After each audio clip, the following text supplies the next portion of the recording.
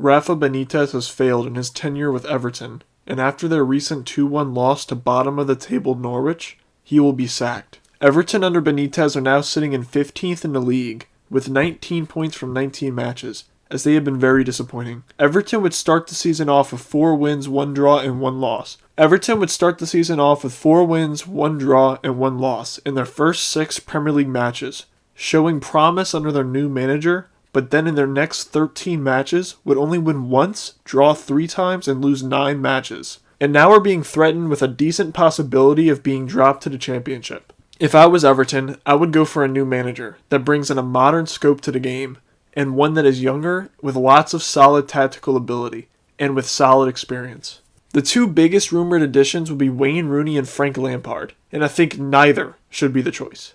For me, the obvious choice is Paulo Fonseca for Everton's new manager. Fonseca has lots of experience all across Europe in his managing career, even though he is relatively young at 48 years old. He also brings solid attacking tactics that would entice Everton into giving him a look as manager. Fonseca has very solid tactics that are very good for a team looking to improve on the attacking side of the game. His favorite formation is the 3-4-3, and he wants his teams to be possession-based when they can. However, if they are outmatched talent-wise, he will suit for a more counter-attacking approach. His build-up play is pretty similar to most possession-based sides.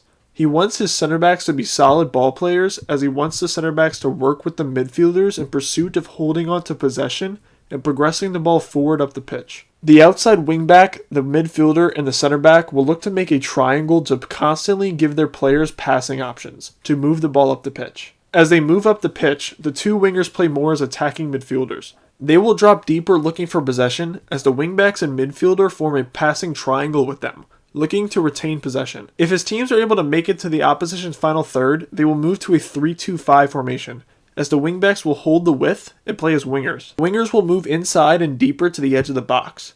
The striker will try to find space in the box to finish crosses. Fonseca wants his striker to be a tall, aerially dominant player that is also solid enough on the ball to play as a target man.